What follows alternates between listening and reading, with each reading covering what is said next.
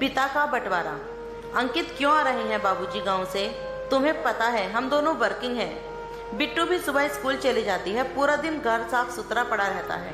बाबूजी को हमेशा बलगम रहता है, पूरे दिन खांसते और थूकते रहते हैं। और तो और उन्हें सुबह 5 बजे चाय चाहिए, 10 बजे खाना, फिर शाम की चाय। मैं ऑफिस से आकर थक जाती हूँ, कुछ हल्का फुल्का बना लेती हूँ। शाम को उन्हें तो पूरा खाना चाहिए होता है। कैसे मैनेज करूंगी यार? पिछली बार तो मम्मी जी भी आई थी तो उन्होंने सारा काम संभाल लिया था, पर अब मम्मी जी के जाने के बाद मुझसे अकेले किसी की सेवा नहीं होगी। सुन रहे हो या बहरे हो गए हो? अंकित, रीना उसकी पत्नी झिल्लाते हुए बोली। अंकित, तो क्या चाहती हो? मैं बाबूजी को मना कर दूं कि मत आइए? अब की बहू मना कर रही है, वह आपको 2 रोटी भी नहीं खिला सकती। तभी बिट्टू कमरे से आंख मसलती हुई बाहर आई। क्या कहा आपने पापा? दादू आ रहे हैं? अरे वाह, मैं दादू को बहुत मिस कर रही थी। अब तो दादी भी भगवान के पास चली गई। दादू बहुत रोते हैं। मम्मा, मैंने फोन पर बात की थी उनसे। मैंने दादू से कहा था कि मुझे उनकी याद आ रही है, तभी आ रहे हैं। मेरी हर बात मानते हैं दादू। अब खूब मस्ती करूंगी उनके साथ। आप तो रहती नहीं है घर में, मैं स्कूल से आकर बोर हो जाती हूँ। मम्मा, मैं खेलने जा रही हूँ पार्क में, सबको बताऊंगी मेरे प्यारे प्यारे दादू आ रहे हैं। यह कहती हुई बिट्टू बाहर चली गई।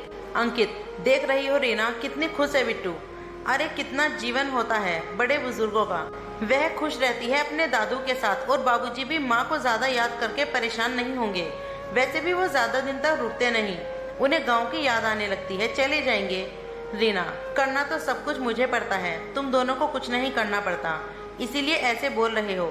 मेरी लाइफ तो बिल्कुल चक्कर गिननी सी हो गई है। अब आ रहे हैं तो आने दो। और मीरा, काम वाली को भी बुला लेना, और ज्यादा दिन रुके तो मैं मम्मी के पास चली जाऊंगी बिट्टू को लेकर, वहीं से ओपी चली जाया करूंगी। तुम दोनों बाप बेटे आराम से रहना। अंकित ने कहा, ठीक है, आने दो 2-4 दिन उन्हें यहाँ पहले, अभी से ही दिमाग खराब कर रही हो। अंकित निर्धारित समय पर बाबूजी को लेने चला गया। रीना ने दरवाजा खोला तो आश्चर्यचकित हो गई, क्योंकि बाबूजी अकेले नहीं आए थे। उनके साथ रीना के मैके से उनके मम्मी पापा भी आए थे। रीना की खुशी का कोई ठिकाना नहीं रहा।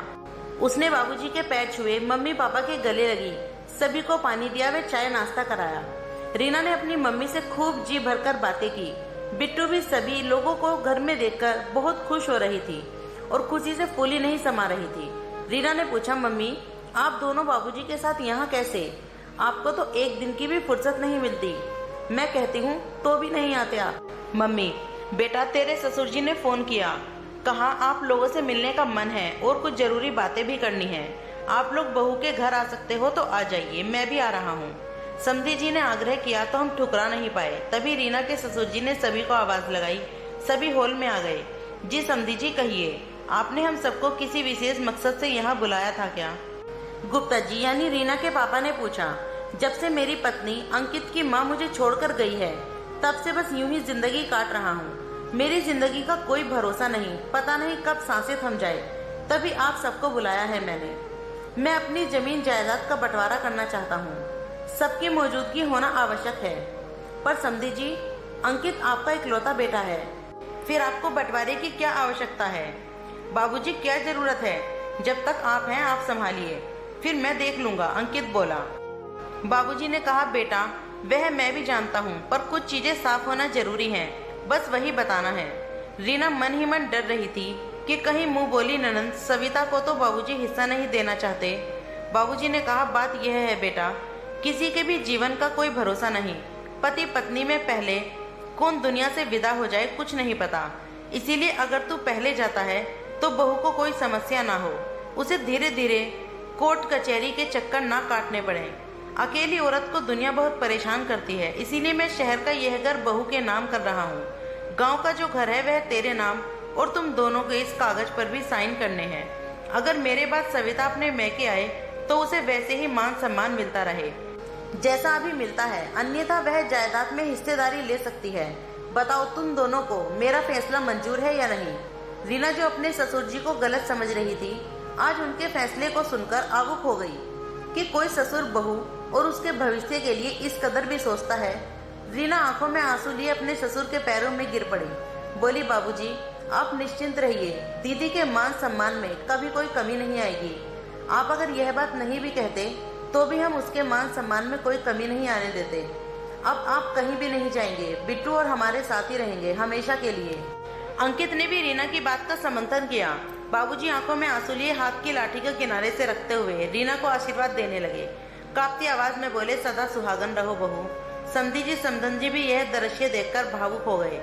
गुप्ता जी ने अपनी बेटी से कहा कि बड़े बुजुर्ग ऐसे ही होते हैं और बच्चों पर हमेशा अपना आशीर्वाद बनाए रखते हैं और अपने से पहले अपने बच्चों का भला सोचते हैं। इसीलिए बेटा, हमें हमेशा बुजुर्गों का सम्मान करना चाहिए।